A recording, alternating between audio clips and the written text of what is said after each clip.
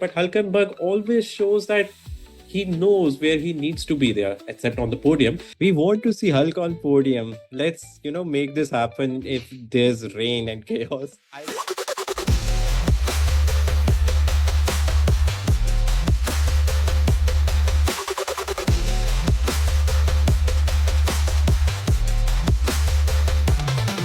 15 years, 239 starts, one dream. Nico Hulkenberg steps onto a Formula One podium at last in 2025 British Grand Prix. Hi guys, welcome back to Red Flag Radio F1 YouTube channel. We are here to talk about 2025 British Grand Prix and the water race we just witnessed, man. Before anything else, we are giving the floor to the Hulk. Nico Hulkenberg, a man who has chased silverware since his 2010 debut, just dragged a Kick Sauber from 19th on the grid to 3rd in this rain, spray and utter chaos Grand Prix. First podium for the team since Kobayashi dusted Suzuka in 2012. First German on the box since Vettel in Baku 2021. Lowest starting slot ever for a Sauber podium in 32 years. The oldest first-time podium finisher since 1973. The longest wait for a podium comes to an end after 239 starts. The paddock needed a feel-good headline and Hulk delivered it with thunder. It was wet, dry chaos, safety cars, penalties, spins, tire gambles, the classic British recipe. Yet, through the spray, we got so many stories to talk about. But let's start with Nico Hulkenberg and Kick Sauber, man. Did you predicted that part that Hulkenberg will be on podium by any chance because he started from 19th, man? There is no way for anyone to predict that he'll be on the podium. I mean, given that he's him, you would expect that he will manage to find a way to not remain dead last or second last and bring in some points. But god damn, man, how the fuck did he manage that? I mean, for the end stages of the race, it even looked like briefly that Lewis was gonna, snatch that podium away from him. And as much as Lewis's podium streak matters, I don't think it matters as much as a Hulkenberg podium, and that's the most special thing that could have happened this race. And lo and behold, it did happen. And the problem, and also actually not the problem, but the thanks to that goes to Ferrari, because they asked him to pit when it just did not make any sense, which basically gave Hulk the podium. But man, what an insane performance, what an insane drive, and well-deserved points for him and the team, man. Exactly, man. We are saying this from years, man. Like, we really want to see Nico Hulkenberg on podium. And finally, 6th July 2025 was that date, man. He's on podium and it was well-deserved, man. It's not like he got it by being, lucky by any means. It was chaos. Obviously, you have to be part of that chaos and survive. And he did survive that. He was literally last, man. And he ignored the slick gamble at the start. He stayed on inters, judged every switch perfectly. And, we are saying this from last 3-4 race weekends. Kick Sauber are making taking those perfect gambles and always there at right place and right time, man. And that was the story for this race weekend as well. Because let's be honest, he's getting those points even when he's not starting from top 10. So that just shows that he knows whenever it's needed. He just finds that right opportunity and he takes that, which is just amazing, man. And no one, I don't think anyone predicted that he will be on podium, man. Absolutely, that was for sure the highlight of this weekend, man. Lando winning his home race, Lando coming close to overtaking Oscar, catching up almost with Oscar. Lewis not getting his podium with Ferrari, that 6th of July thing for Lewis. None of those things matter because Hulkenberg got a podium. And I think if it was anyone else who was on the podium, not one of these likable characters, but if it was anyone else on the podium, I think we'd all have been a little bit annoyed. But man, if Lewis has to break his podium streak at Silverstone, I think at the hands of Hulk is only fair, man. I think this is the only way we can accept Lewis's heartbreak as well, in a way. Exactly, man. And considering there was, such a fresh breath of energy, like even Kick Sauber didn't have any champagne to celebrate that, and we saw that Mercedes and even Aston Martin did provide them some champagne to celebrate and enjoy these moments. No one expected that, man. And even Kick Sauber, they would have been very pleased if he would have finished maybe like P5, P6, but P3, man. And there were so many years where he could have gotten that podium. We can talk about 2012 Brazilian Grand Prix where he was leading the race. There was so many moments where maybe even 2010 Brazilian Grand Prix where he started from pole, although it was just a rain qualifying. But the bottom line is he finally got this, man. And with Kick Sauber, man, it's unbelievable. And even Sauber, who was looking for that podium since 2012. So it's just the perfect script for any, drama series, whether they want to create a story from this one. This is the perfect recipe that they could have asked for, man. It's unbelievable. And as a Formula One fan, I'm so pleased to see that. Absolutely, especially since Bortoleto DNF.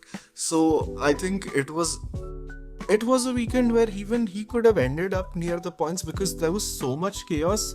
You could just see that happening. You could not predict necessarily the top 10. I mean, we got our predictions horrible.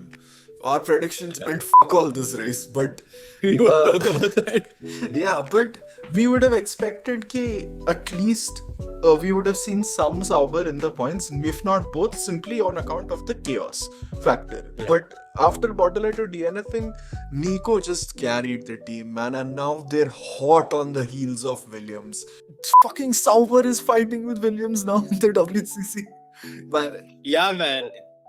Absolutely, man. They are now P7 in the constructors and they are inching closer and closer. And if you would have asked me during the start of this year, or I should say, if you would have asked me about whether Kick Sauber would be catching Williams or be in that fight for that P5 in the constructor standings, I would have said you are crazy, man. But clearly, the upgrades which they have brought so far is definitely helping them. And maybe the floor is what they needed, man. The flow which they have now, it's bringing that stability. It's allowing them to fight with those teams who are fighting for that lower end points, and it's unbelievable, man. And I think they can be very close to overtaking Williams now, considering Williams are not doing much at this point. So one or two more race weekends like that, and probably we will be saying that Kick Sauber are the ones who will be cementing that P5 position. yeah, absolutely. And this is fucking fantastic. And this is one of the first, this is the first video that we're talking about Sauber ahead of everyone. We're talking about Sauber ahead of the team that actually won the Grand Prix. And I suppose we should now move on to them. Hulkenberg glazing aside, even though well deserved, man, well deserved, deserves the glazing, but still. Yeah. Moving to McLaren, I mean, Oscar's pretty much screwed himself for the win there, but a 1-2 for my favorite team. It looks like they're racing this year on easy mode, at least constructors wise. And I'm almost glad that Lando is ahead of Oscar, finished ahead of Oscar this race, even though I have claimed to support Oscar for this year's championship. I'm happy Lando won this race, A, because it's always special when you when you get to feel these emotions in front of your home crowd, and B, because this gives the title fight a little more spice, Otherwise, a lopsided title fight is always a little bit boring. I mean, dominance is entertaining in its own way, but I don't want to see that. So, amazing race from Lando to just keep it clean. Honestly, he was right place, right time throughout the race. And it was, in my opinion at least, it was exclusively Oscar fucking up that safety car restart that awarded Lando the win, because after a certain point it was just unrealistic for Oscar to catch up to Lando after serving that 10-second time penalty. To be fair, Oscar's strategy worked to the T. For some of our newer fans, what he was trying to do is slow down quickly enough that Verstappen loses all the temperature in his tires, and so when the race restarts at Oscar's discretion, Verstappen does not have the grip to follow him and react as quickly and, really be with him at the restart, down the straight and then continuing into the first sector. Now that strategy worked out brilliantly. He slowed down well enough and Max lost all the temperature in his tires, and during the restart Max just spun. But that strategy perhaps worked a little too well in that he a little bit shafted himself as well. But yeah, I mean, A plus for effort, I guess. But man, buddy, you screwed yourself there. Yeah, man. I think even he was not happy by any means, because I think even George Russell tried that in Canada, which was his main talking point, that this is something that many drivers do, and I have been doing that. But yeah, I think that was a bit too much, and 10-second penalty was a bit harsh, I feel. But again, maybe it's very close to saying that it was a fair one, considering it was too much. Like, you can you can slow down, but not at that level, man. I think that was a bit too much. I just would have line brake checking. Yeah, Exactly. it's a bit too much. Yeah, and that's the reason why he got that 10-second penalty. And to be fair, I think he was the best driver among the two, because he was just controlling the pace. He was leading at front, making no mistakes, controlling the pace of the whole grid. And he, I don't think there was any pressure moment from other drivers to, that his lead will be in danger. I think the only villain for Oscar Piastri was Oscar Piastri today, man. And that's the reason why he didn't get the win. But credit where it's due. Lando Norris, he finally got that home win in front of his home stand. And I think for the first time since 2008, McLaren win at Silverstone. And obviously, it's a 1-2, so you can't be that mad, because as the team, they are doing amazingly well. And I think that's their fifth 1-2 of the season. And that just clearly shows, no matter it rains, no matter it's the sunniest day of the whole universe, they will be there fighting at top, man. And what a car they have, man. It's crazy. It's unbelievable. And yeah, it's bulletproof as well so far. And it's amazing that the car they have, I think it just makes sense that we will be seeing Oscar Piastri versus Lando Norris fighting for this championship. Even though we had thoughts that maybe Max Verstappen will be there or thereabouts, but I don't think that's possible now. And now the gap is only 8 points between Lando Norris and Oscar Piastri. And as a neutral, I am enjoying this, man. And I hope even in Belgium, Oscar Piastri lose that gap slightly, because I really want this championship to go till Abu Dhabi, where both drivers are just trying their level best to get as many points as possible and win this championship, because I think those are the clear favorites to win the championship. Absolutely. And just to drive the point home about how fucking fast the McLaren is, when it drizzled and everyone had to switch for a new set of inters, and those who had been on slicks at the beginning of the race also had to switch to inters, at that point, McLaren was lapping a 1 minute 42 lap collectively, and the rest of the grid was lapping 144 or 45.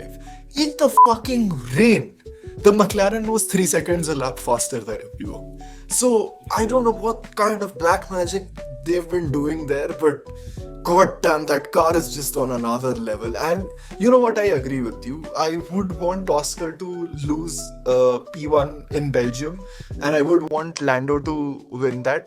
I mean, it could be 1-3, 1-2, whatever, but I would want Lando to catch up or get ahead of Oscar, simply for the spice factor. And Belgium is one of those tracks that can deliver on it. I mean, Belgium is my favorite track, period, on the calendar. At least in terms of just secluded tracks, not street tracks. But yeah, if something goes down and I see a McLaren battle at my favorite track, that's just going to be worth every penny of that F1 TV subscription, man. So I Yeah. really hope that does happen. And as much as I support Oscar, I do want a spicy fight. So yeah, go Lando for Belgium. And it's a sprint weekend, so even better. And probably Hamilton will be winning that sprint. Yeah.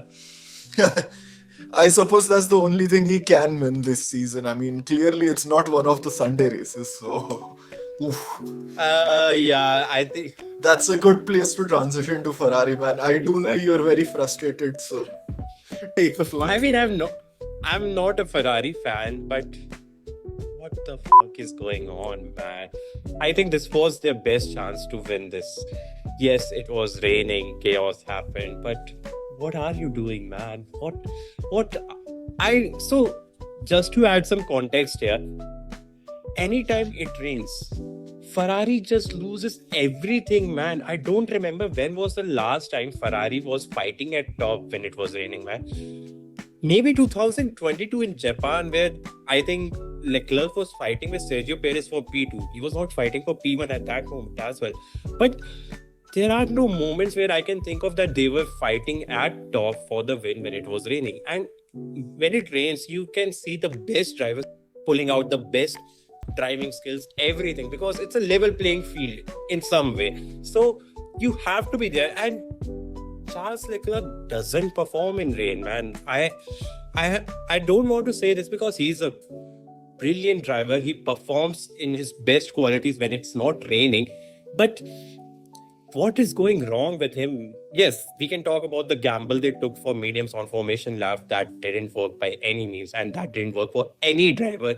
And he was just lost, man. He was just crashing into signs. He was making some bold moves, but he had no pace. He was unable to control the car, and he finished, I think, P40.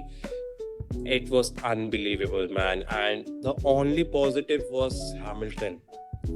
I don't want to say that positive because it was P4, but at least the only silver lining I can think of was that they did outscore Red Bull and Mercedes.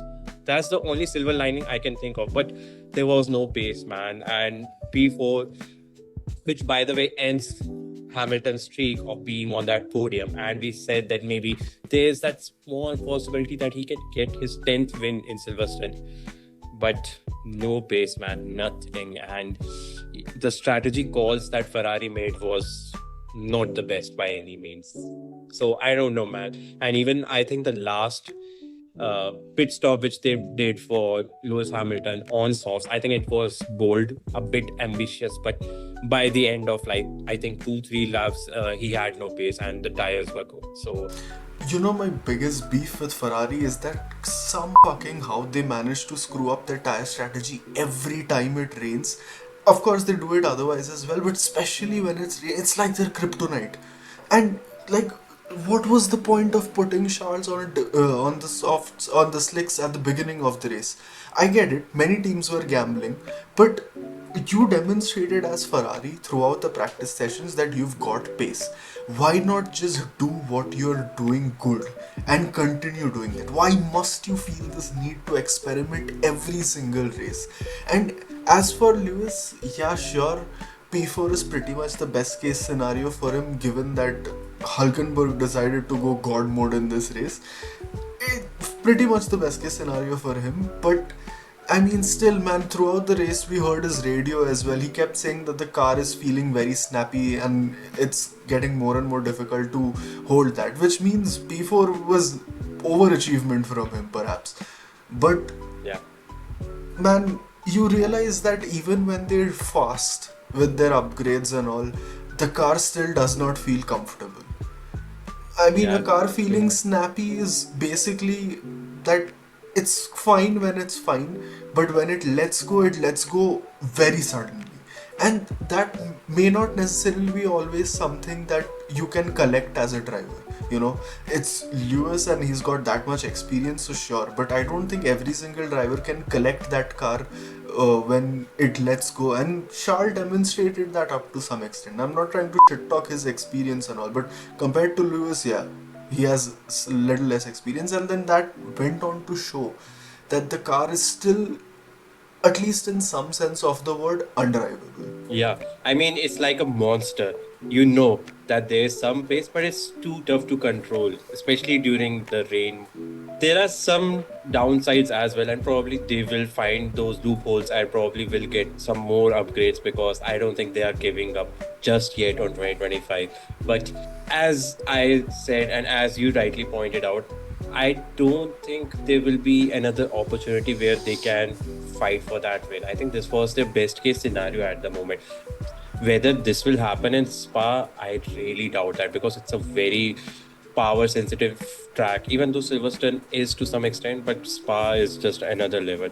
And with the sprint weekend, I don't have that much hopes with Ferrari unless it's a different story after 2 weeks. So it's too soon to say, but I think this was the best opportunity, and they should have taken that in a much better way. But maybe rain was there with all the Ferrari fans' tears, and I think it will just continue to fall for some days at least, and probably they will come back stronger. Because as I said, that the silver lining is that they still outscored Red Bull and Mercedes, which is something that they really want to do every single weekend. Okay, fair enough, point taken. But you know what? It wasn't really a big flex for them to outscore the Red Bull and the Mercedes. A, because one of them DNF. Okay, I know that Antonelli had that crash as well. Someone ran Yeah. into his back, but fine. Still, he was not doing anything. He He was was still not struggling, and he gonna was achieve on the anything. same. Yeah, he was on the same strategy with Leclerc as well, and he was also struggling. Exactly, and Russell was what, 10th at by the Yeah, end of the race. So same yeah. for Max. As we discussed, Oscar's strategy worked so well that he just spun at the safety car restart, and he had nothing to show for after that point. Ultimately, he did do a decent recovery drive, overtaking Lance towards the last 5 laps of the race and getting, I think, P5 or P6. And fine, all those things are great, but then Lewis scoring better than both Russell and Verstappen showed that the car has something to do, but it was up to a large extent that Ferrari shot themselves in the dick with their strategy. I mean, even with, as we mentioned before, even with Lewis pitting before. Towards the end of the race, trying to get on slicks and trying to hunt down Hulkenberg. Not necessary, man. They had like 4 or 5 seconds on Hulkenberg in terms of gap, and all they had to do was make that up. I'm Yeah. sure Lewis could have made that up in the number of laps that were remaining, but alas, no. And therefore, the bottom line of all this is I hard disagree with you. They're not gonna do fuck all in Spa, because Spa also usually ends up being a wet race, and they're just gonna fuck their strategies somehow. So you kind of agree to me because I'm saying that even this far, there are very less hopes. I am on that same page with you. I don't I'm think they will do anything. okay, fair enough. Then I want to go a touch more cynical. I don't think there are any hopes. I don't want to mince Bro, my words here. I don't think they're gonna magically figure out their strategies. See, I let's don't keep it mind that way. being proven wrong, okay? If Ferrari magically gets a double podium in Spa, congrats. I'm for that. Absolutely. But Yeah. does it look like, statistically speaking, even if we just consider this season, does it look like they have their shit together? No. Not yet, man.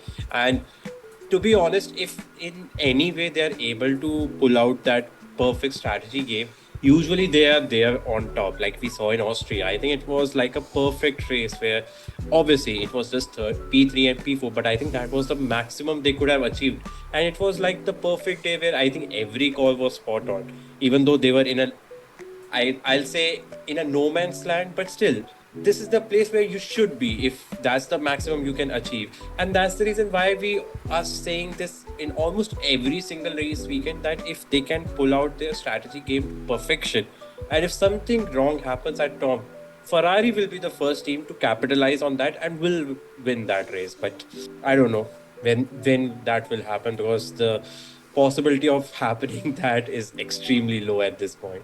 The way I And that's the see harsh it, reality.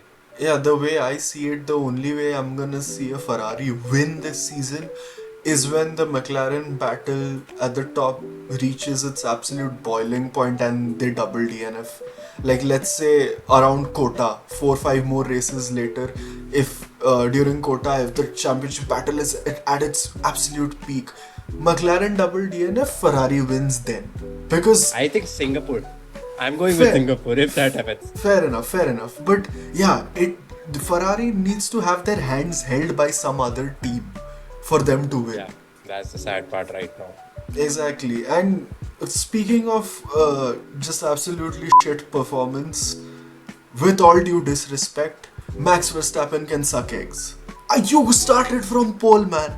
And fine, Oscar Yeah. got his time penalty. He got the time penalty, 10-second time penalty. He did brake check you. Fair and square. I'm not denying that. But how can you let Oscar Piastri get in your head race after race, man? I think it was just that low drag trim expect where they really expected some sunshine, but all they got was rain, wet weather chaos, something which It's a very rare sight where Max is struggling to find that grip, even when it's a Red Bull, and we know how shit that car is. And it was just like a oversteer city, and there was nothing he could have done. That's how it was feeling like, because it was just crazy, man. And we knew that it will be a very tough time for him if they went with that low drag setup. And obviously, they needed that sunshine. And after, I think, lap 45, lap 46, when it stopped raining and track was pretty much dry, he was getting a grip of that car and he was able to push. And that's the reason why he was able to go for that recovery drive to finish P5 when he was, I think, P10 fighting with Sainz and Albon at that moment. Man, you know what? The problem here is that if somehow Red Bull strategy seemed fucked as well in terms of their drag setup, going with a low drag setup, and that is a rare sight to see. Red Bull doesn't usually fuck up their strategy so bad, and if they didn't fuck up, if this was an intentional call, they hedged their bets on the race ending dry, which means that they fully knew that the pressure would be on Verstappen towards the end stages of the Grand Prix, and that is just unfair to him. For that, Yeah. I give all my disrespect and hate to the team, not Max. Yeah. Because if they took this decision knowingly, they knowingly put him under pressure. Just let him have the same setup as everyone else. You know he's going to fuck off into infinity if he has the car to do it within the first half of the race. Just let him do his thing. Yeah, and especially when it rains, obviously we know how good Max Verstappen is. I think, like you rightly pointed out, I think the case was that probably if it's a dry qualifying session, give him the best setup for that. Once he's P1, he can hold every driver during the rain and he can do his part. Let's go with that. And if it doesn't rain, probably the car setup will help him to hold other drivers and even McLaren. I think that was the strategy call they went for, and I think it was a disaster to say the least, because clearly he was struggling and he was just he himself said that he had no control. And I don't know, man, that was too much even for Max Verstappen to take care of. Absolutely. And finally, then let's move on to Yuki Tsunoda. Another rough day. Yeah, another rough day. I mean, my whole recap for Yuki Tsunoda's race this time around is whatever, man. This is not much I want to It's say. Like, just another horrible race.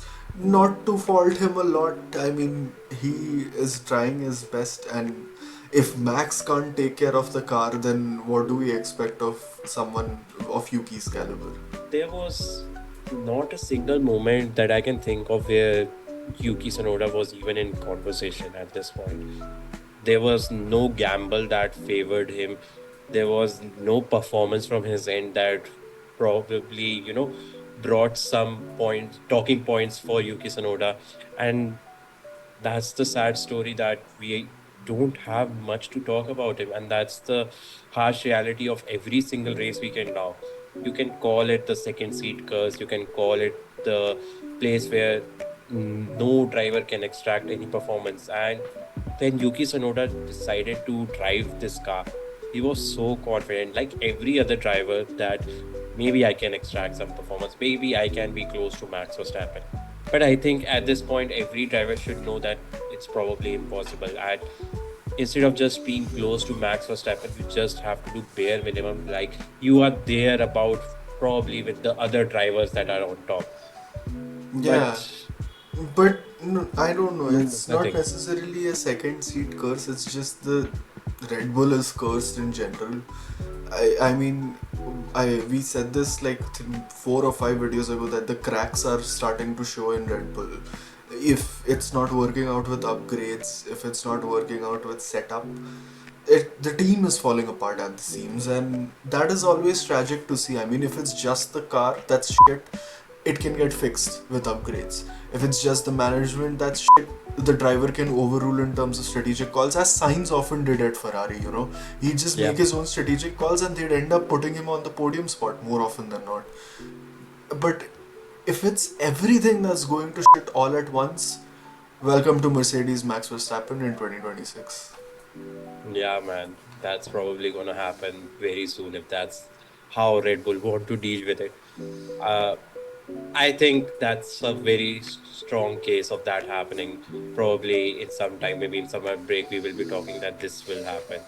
Unless Max Verstappen be like, hey, I still think that there is some performance, something that can be done with Red Bull, and probably decides to stay one more year just to check whether there is some performance or not. Because 2026 is a place where there are too many uncertain points, too many unknowns, whether any team has able to crack the whole rules and everything. It's too soon to say that. Maybe even after first five race, we can't say that this is the team which will dominate for maybe 3 4 years.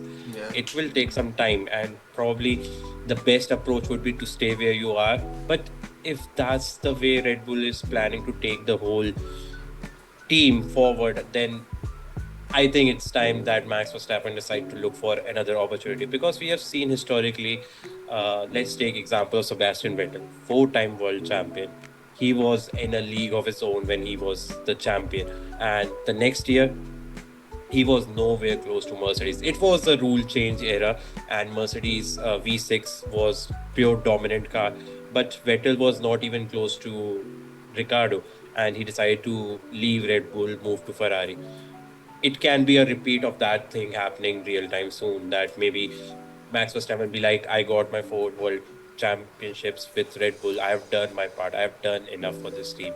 I think now is the time to hang my boots with Red Bull and probably look for a better team who can give me that car, who can bring me close to Lewis Hamilton on the number of championships. And Mercedes could be that team as per the early indications. Yeah, but I'm still very, very confused about this whole rumor because, I mean, we did say that what's better than having one Max, having two Maxes, and if young Kimi is another version of another second coming of Max Verstappen, it makes sense to remove Russell from that seat and put Max and Kimi there. But that still does not make sense to me pragmatically speaking because Russell has done a lot for the team and he should not be booted just because Max is coming in, and I think that will absolutely blow the lid off Russell's temperament because that's when we might see rumors of Russell poisoning Max's food. Yeah, that can happen. And there's not much I can say about that part because, like he said, what Russell is doing is to give his maximum on track. Probably this was that one-off race weekend where we can say that Russell was not that great. I mean, I can still think of his 720-degree spin near, I think, Beckett's that happened. I could be Yeah. wrong. But he was just spinning and he had no pace. He took some risks, and obviously those risks didn't pay off. So it was one of those races where he wants to forget, and it was his home Grand Prix and only P10 to show. But it could have done better. And yeah, man, there's no loyalty in Formula One. Imagine being that young driver, part of Mercedes Driver Academy, waiting for that moment that you will get that promotion in 2021. He got that promotion, I think, to drive for that team in 2022 when the biggest rule changes came. Mercedes was not that quick. 2021 was the last year when Mercedes got the constructors title, and they were fast during that time. But when Russell joined, Mercedes just went downhill because they were at top. So now moving on to 2025, when Mercedes is doing better, obviously still not where they want to be, but definitely doing better. And with the early rumors that 2026 could be that year where Mercedes can fight for the championship, and the now the rumors is that Russell won't be part of that team.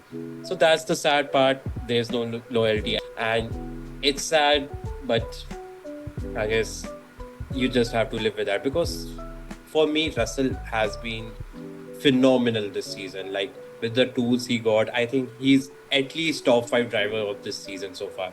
I don't want to say any number just for the sake of conversation, but minimum he's the top five driver of this season because he has found, like like you say, he just finds way to be on that podium in any way, and that's the story of this season so far for Russell, and that's why he's very close to Verstappen in championship standings as well.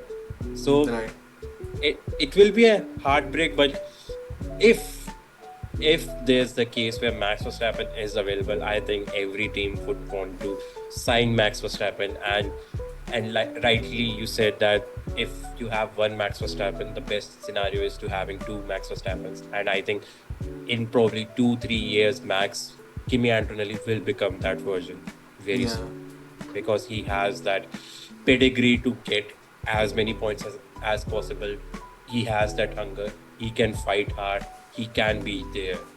And it's unbelievable that, or I should say, it will be a shame to see that Russell is getting removed from that team if that happens. Yeah. But I don't know, man. Again, it's too soon, but the rumors are intensifying now. Yeah, so finally coming to then Antonelli, he was rear-ended by Hajar during the second or third quarter of the race, and yeah, and then they had to retire the car because I suppose the diffuser just got fucked, and that's a shame for him. That's also a shame for Hajar, which who will get to by the way, but it's a shame for Antonelli. It seems like he's having a terrible spot of luck with Mercedes in terms of even finishing races. Like he had a great start to the season, man. We keep on saying this. He was hot on, but it seems like out of the last 5 races, I think three he is DNF'd, 3 or 4 he's DNF'd, simply on account of the fact that either the engine blows up or someone tries to blow him up, and that's never a Or good way to test what you're like, man. You're just losing opportunities to prove your caliber. So that's a little bit depressing, honestly.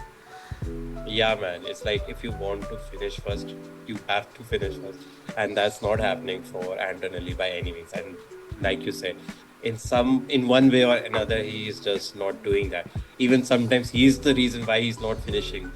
And but when he finishes, we know what he can achieve. Like Canada was the example, but that's the harsh reality. And I think it was a race to forget for every single rookie. I think it was a death trap, to say the least, because every rookie driver was struggling, and I think every rookie driver except Ollie Bierman, I think, decided to hang their boots for this race. And it was a harsh day for Antonelli as well because he had to stop his race, and even Toto was fuming, especially when even Russell was spinning. I think Toto was like, it was like he was just like this, what is going wrong, man? And that's the sad part, that even though there's nothing to show, they just got 1 point, and it was a disastrous day for Mercedes.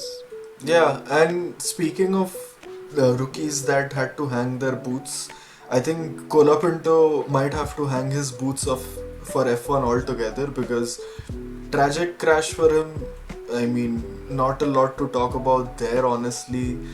A DNF is a DNF, and especially in these conditions, you can make the argument that a rookie racing in Silverstone in the pissing down rain is never a good combination, as demonstrated by Hajar, as demonstrated by Bortoleto, as demonstrated by Antonelli, even though he was sort of the passenger to Hajar's crash. But all that set aside, yeah, now I don't think he's getting a renewal. I think we may see Bottas stepping into those Alpine boots very soon.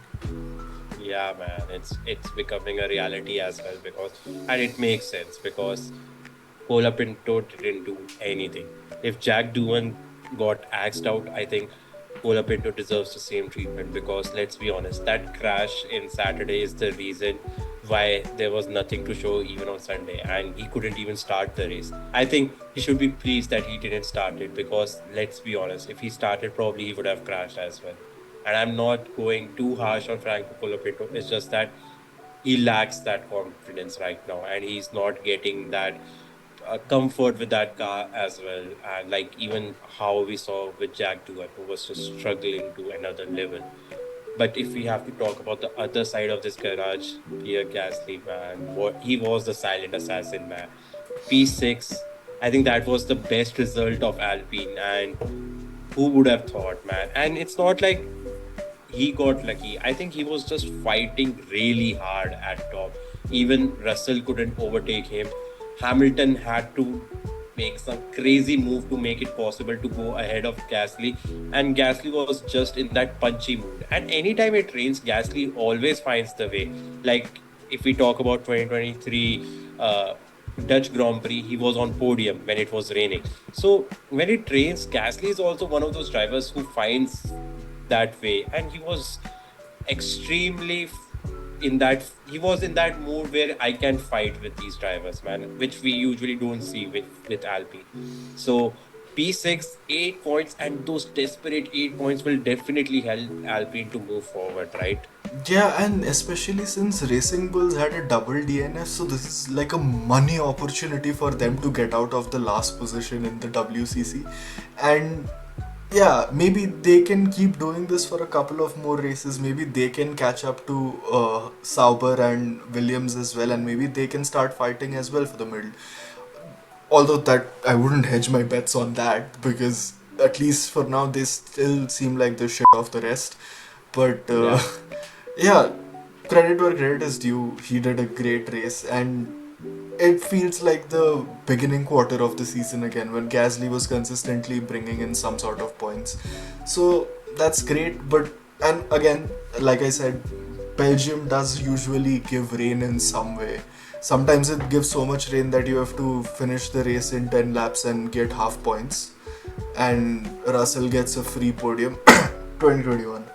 But yeah, that's when Yeah. the does nothing gets podium shit started. But yeah, anyway, Probably. but yeah, moving on then, let's talk about another driver who is the reincarnation of Ayrton Senna in the wet conditions. He is Schumacher the second as well. He is the pinnacle of motorsport. Lance Stroll. Music to my ears, man. Can you repeat that part? He is a window licker regardless. Lance Stroll. From P17 to podium contention. I mean, he did finish P7, but what a drive though, man. I don't think it's like, it's that cycle where 10 races he does nothing, and then there's that drop of water that just activates the another level of stroll racing. And this was that race, and even I was surprised. Deep down, I felt like because he's starting way behind, there will be some moments where strategy team can pull off something amazing, and my God, they did, at least at start. Like when I saw that they pitted him during the initial stage, I was a bit surprised. Like, what are they doing? Why, when there's that prediction, which they did give that prediction to Alonso that there is light rain in horizon, and after that, heavy rain is coming. So I'm like, why you are pitting Stroll right now? And then I saw soft ice, and like maybe it can make sense because let's be honest, track is a bit dry now, and all drivers are driving on inters. Probably he can make up some positions one way or another, and he did. In 4 5 laps, he was able to cover that gap which he lost after pitting, and he was like P7, P8 just up by pitting. And the next pit stop was even money because it was like the perfect time to pit for Indus. There was light rain, and they knew that heavy rain is also coming. So pit now, get those tires in that perfect condition. And he was P3, man, and I was surprised. He was P4 because Verstappen was ahead of him until Verstappen decided to lose his car. And yeah, I was so happy. I was like the happy kid who is enjoying his candy, seeing Lance Stroll on a podium spot. But as you saw, And towards the end of the race, the track started to dry up, and like as soon as the track started drying up, he started losing his Senna-esque performance, and he got overtaken by not only Verstappen but also Gasly, ultimately tumbling a little bit down the order, but still yeah. double points for Aston Martin. Man, I'm glad you had a good weekend in terms of points for Aston Martin. I bet you also had a shattering orgasm for seeing both of those cars in the points. Well, first of 2025, I Yeah. had a good night on Sunday, man. Not gonna lie. But yeah, man. To be honest, when even Stroll was at P3, I was just praying one way or another, don't stop this rain, man, because that's the only hope. If it continues to rain, probably I will see Lance Stroll enjoying that podium after ages. And there was hope, but when I started seeing Hulkenberg, you know what? I will be honest. If there was any other driver who was coming close to Aston Martin specifically and not Lance Stroll, going for that podium move, I would have been sad, would have been angry, would have been, saying why our car is so bad. But the moment Hulkenberg overtook Lance Stroll, I was like, okay, fine. You know what? This is that one-off moment where I can say that as a Formula One fan, as a racing fan, I can say that fine, this can be that moment which Hulkenberg is waiting for from past 15 years. So he deserves that. Let him take that podium. And of course, Hulkenberg has history with this team as well. If you talk about Force India, and even he stepped up for Racing Point, and he was the backup driver for Aston Martin as well. So yeah, that was slightly sad moment for me, but yeah, after it stopped raining, it was just going backwards, and the soft tires in the final stint didn't work because Lance Stroll with those tires was pretty much dead, and that's the reason why he said that this car is shit, man. It's the biggest piece of garbage, and he was not happy with the car, but he was like, okay, but we got P7, so let's take it. But on the other side, though, Fernando Alonso started his cheeky commentary, man, and I always get scared with those moments because there's that cycle where Alonso enjoys his moments with that team. But when it comes to that moment where he starts to question those decisions, bring those cheeky radio calls, like you don't make those strategic calls right with me. That's just the beginning of pure Alonso radio calls for all the neutrals, man. And that was a bit scary moment for me as an Aston Martin fan because I don't want to see him losing his shit with Aston Martin right now, man. But Yeah, at but least he you was know able to what? recover. Yeah, you know what? I think Alonso has started to realize that he has done enough for the team to be able to say that. Because, I mean, I'm sure as professional as he is with Lance Stroll and as much as he congratulates Lance Stroll after every race that he doesn't give in to his severe autism, I think I think at this point Alonso realizes that he can be a little spicy because he's basically been carrying the team for 3 years now. So Yeah. yeah, dude, you can't fault him for getting spicy when you know and he knows that with the same strategy, perhaps Alonso could have held on to P4 or P5. Yeah, man. But I think the sad part was that because Stroll was in that position where you can experiment. That's the sad part. And when they did try to experiment with Alonso, it didn't work out. When, he pitted for the last stint, he was just losing like 7, 8 seconds, which I think he was able to recover because he had that temperature in those tires. But the damage was done by that time. If they would have waited maybe like 2, 3 laps, probably he would have been close to Lance Stroll or even overtake him.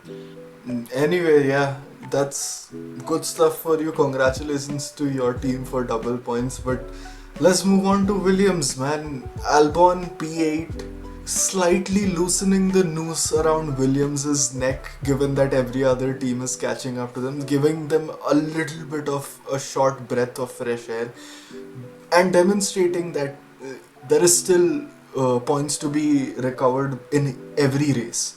I mean, Yeah. if not both drivers, if one of the drivers are just bringing in 2, 3, 4 points, that is still enough for them to sort of maintain their mid-table lead. But it's not looking comfortable, honestly, because now, like we just said, Aston Martin double points. I think a couple of races ago, Racing Bulls had a good finish as well with Lawson, and Sauber has been bringing in points consistently for 4 races now. So they can't get comfortable by any stretch of the imagination. But good stuff from Albon clutching out this race and bringing in some sort of points because it was looking dire, man. Yeah, man. I think the biggest achievement for Williams was that Albon finished the race. Because that is something Yeah. that was not happening, man. We have been saying for so many races now that he's just that unlucky driver who can't finish the race. And I think there was his 3 race streak which finally ended in this race weekend, and he finally scored, man. It's amazing that he was able to score, although he was not happy with the car and the way. I think the weather played its part. Probably it's the reason why he was pleased that he got the points, but he was not happy with the car. And that's the reason why I think for the first time Williams hinted that there is an upgrade in pipeline now because they can see that fifth position is in danger. And even I think James Wall said that there's a possibility that we will get some upgrades in Spa. Talking about the other side, though, I think Carlos Sainz was a bit unlucky because he clashed with Leclerc as well, and I think that's the story of the whole season. And even Sainz is just saying that when it comes to driving this car, one way or another, there is no luck.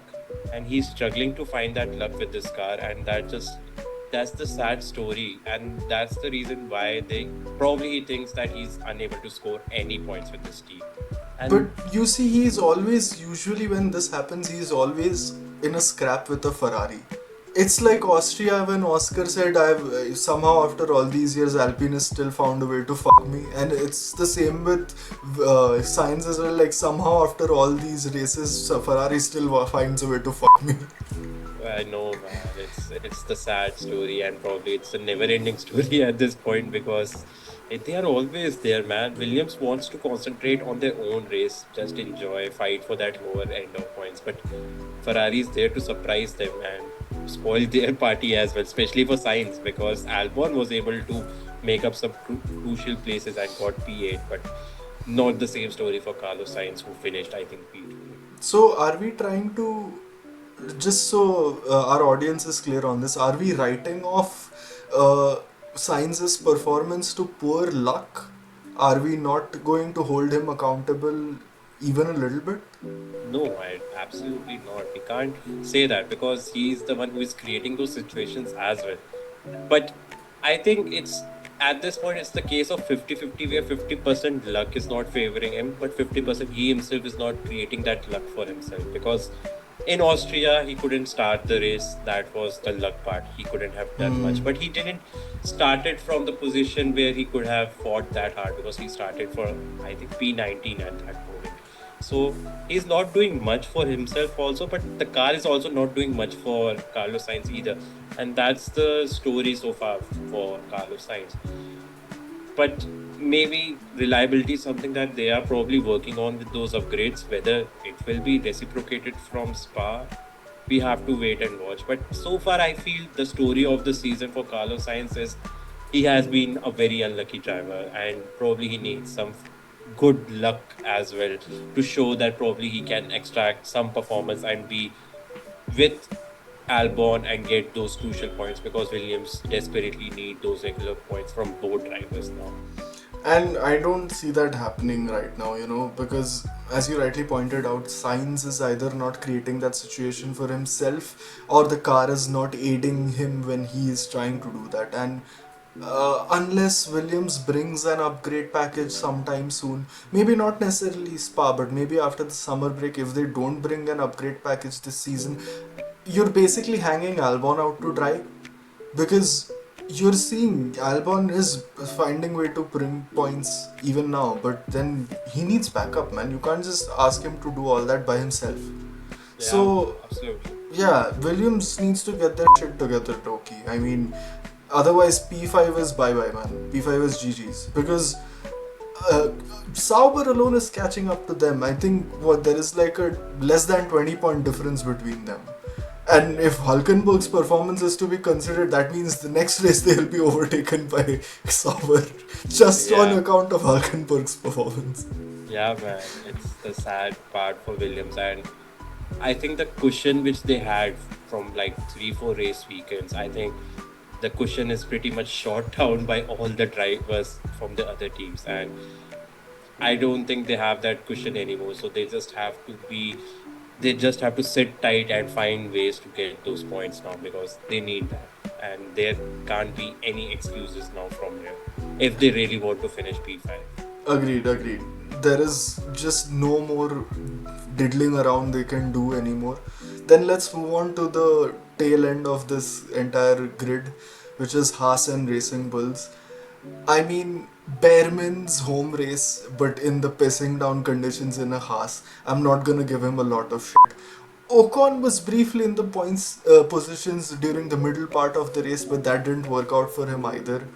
And Racing Bulls double DNF. Hajar was at fault for his own DNF. Lawson was also sort of just not under any sort of control of the car. So, at least my nutshell covering of these two teams is that, man, nice try, but do better.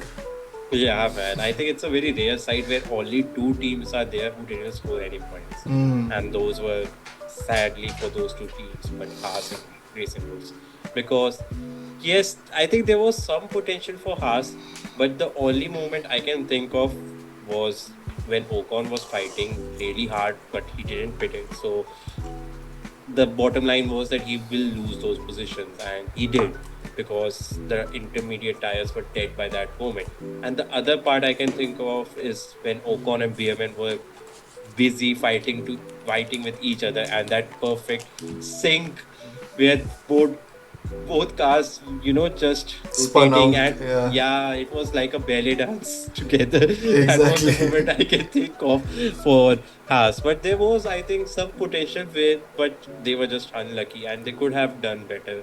And they must be kicking themselves because, as I said, the other eight teams did get those points. So it's not looking good for Haas and as well as for Racing Bulls because double DNF in a chaotic weekend where if you are at right place at right time you get a podium, but if you are not you can get a double DNF, and that was the case for Racing Bulls.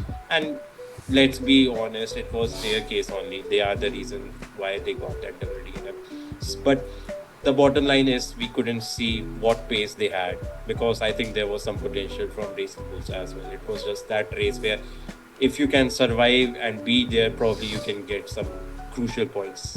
But yeah, I mean, out of all the four drivers, Haas is, yeah, man, the most visually pleasing spin of the season for sure. So yeah, I think we are pretty much at the end. Uh, I think it was just the perfect weekend for only two teams, McLaren and Aston Martin. So I think we can enjoy this part for now. Yeah, quick shout out to all the new fans who have joined us in Silverstone after watching the F1 movie. Every single race is exactly like this. It's always full of drama, and there is always weather conditions, and it's always cinema. You'll never be bored while watching a race in F1, especially Monaco. Monaco's the most entertaining one. So please stick around till next year and please watch the Monaco Grand Prix. But will McLaren extend the streak they are going with? Does Hulk have more magic to show from the from the Belgian Grand Prix? Can Max Verstappen strike back at his happy hunting ground? And it will be a fun race weekend to cover, man, and I'm really excited for that. If you're really Absolutely. enjoying it, man, do share your support, man. Do like this video, man. Share your comments, share your thoughts. What did you feel about this British Grand Prix? What could have been better for you as a fan or any team you support? If you are a Ferrari fan, I'm sending some best wishes because you really need that. But if you are Nico Hulkenberg fan or just a Formula One fan, I'm sure you had a great time watching this race. But like we always say, when the drama hits, we are waving the red flag. Goodbye.